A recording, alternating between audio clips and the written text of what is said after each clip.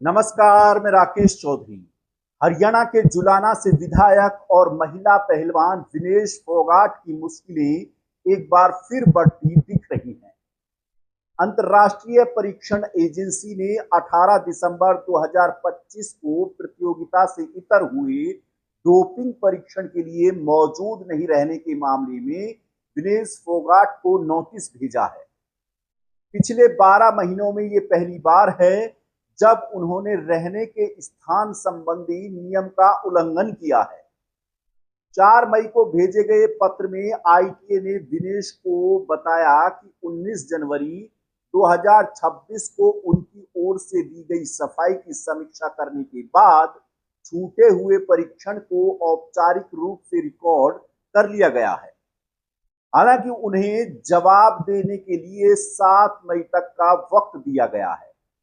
इस नोटिस में 5 जनवरी 2026 को भेजे गए एक पिछले पत्र का भी जिक्र किया है, जिसमें परीक्षण के लिए मौजूद नहीं रहने की बात उठाई गई थी और विनेश से इस पर जवाब मांगा गया था। ये नोटिस डोपिंग रोधी नियमों का उल्लंघन नहीं माना जाता, लेकिन ये रहने के स्थान संबंधी नियमों के तहत एक चेतावनी के तौर पर दिया जाता है। इस नियम का मकसद ये सुनिश्चित करना है कि खिलाड़ी हर समय अचानक होने वाले डोपिंग परीक्षण के लिए उपलब्ध रहें। यूनाइटेड विश्व रेसलिंग और विश्व डोपिंग रोधी एजेंसी द्वारा बनाए गए नियमों के मुताबिक 1 साल के भीतर 3 बार परीक्षण के लिए मौजूद नहीं रहने या अपने रहने के स्थान की जानकारी देने में चूक होने पर इसे डोपिंग रोधी नियमों का उल्लंघन माना जाता है। ऐसा होने पर खिलाड़ी पर 2 साल तक का प्रतिबंध लगाया जा सकता है। आईटीए ने यह तो माना कि परीक्षण के दिन विनेश फोगाट हरियाणा विधानसभा के पहले शीतकालीन सत्र में हिस्सा ले रही थी। एजेंसी ने यह भी ध्यान में रखा कि हाल ही में उनके घर बच्चे का जन्म हुआ था, जिससे उनकी निजी जिम्मेदारियां और बढ़ गई थी। लेकिन आईटीए ने उनके तर्कों को पूरी तरह पर्याप्त नहीं माना। एजेंसी का कहना है कि अगर विनेश फोगाट के कार्यक्रम में बदलाव हुआ था तो उन्हें मोबाइल ऐप या ईमेल के जरिए अपनी लोकेशन तुरंत अपडेट करनी चाहिए थी, जो उन्होंने नहीं की। इसी लापरवाही के कारण आईटीए ने इसे विनेश फोगाट की पहली आधिकारिक विफलता के रूप में दर्ज किया है। विनेश फोगाट के लिए राहत की बात यह है कि यह केवल एक चेतावनी है और इसे एंटी डोपिंग नियमों का उल्लंघन नहीं माना गया है। वाडा और अंतर्राष्ट्रीय कुश्ती संघ के नियमों के मुताबिक अगर कोई खिलाड़ी 1 साल के भीतर 3 बार अपनी लोकेशन बताने में फेल होता है या टेस्ट मिस करता है, तभी उस पर 2 साल तक का प्रतिबंध लगाया जा सकता है। क्योंकि ये पिछले 12 महीने में विनेश की ऐसी पहली गलती है, इसलिए उनके करियर पर फिलहाल कोई खतरा नहीं है। विनेश को इस फैसले के खिलाफ अपील करने के लिए 4 मई से 7 दिन का समय दिया गया है।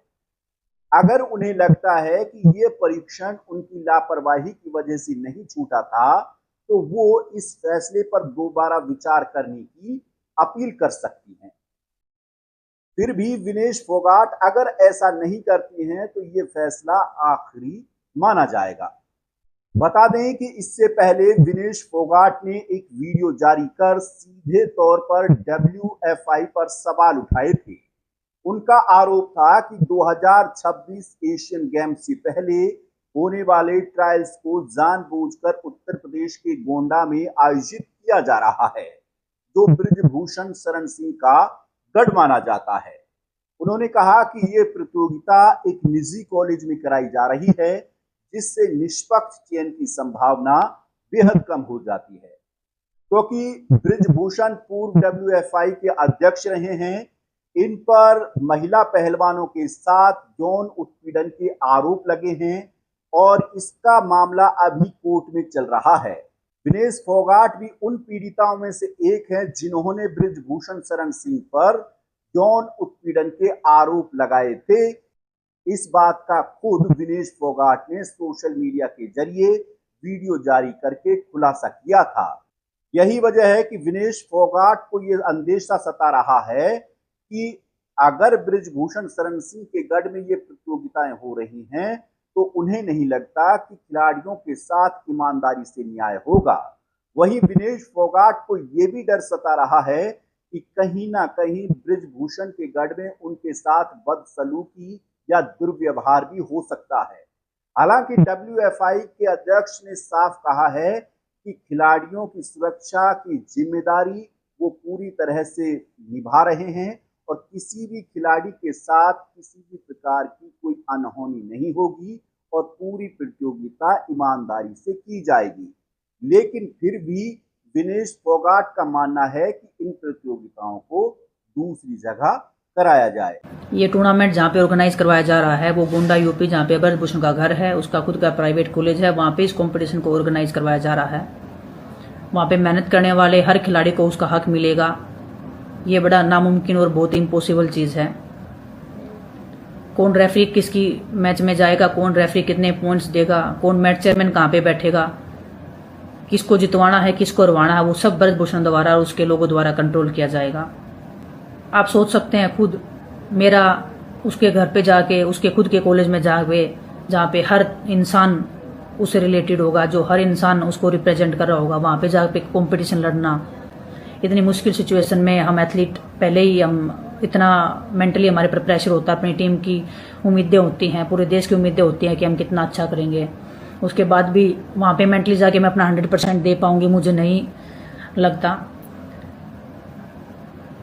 आज भी बृजभूषण बोलता है कि रेसलिंग फेडरेशन पे उसका दबदबा है, उसी के लोग उसने बैठा रखे हैं, वो खुद पूरे देश के सामने बोलता है, लेकिन फिर भी स्पोर्ट्स मिनिस्ट्री या भारत सरकार कुछ भी कदम नहीं उठाती है। अगर मैं उस कंपटीशन में जाऊंगी, मेरे साथ मेरी टीम भी होगी, हमारे वेल विशर्स भी होंगे, किसी के साथ में कोई दुर्घटना अगर होती है तो मैं आप सबको बताना चाहती हूँ कि उसकी सीधी सीधी भारत सरकार जिम्मेदार होगी। वहीं विनेश फोगाट के ताऊ महावीर फोगाट ने भी विनेश का समर्थन किया था और इस प्रतियोगिता को दूसरी जगह कराने की मांग की थी। उनका मानना है कि बृजभूषण शरण सिंह पर यौन उत्पीड़न के आरोप हैं। ऐसे में एक ऐसी जगह प्रतियोगिता कराना निश्चित तौर पर संदेह के घेरे में रहेगी।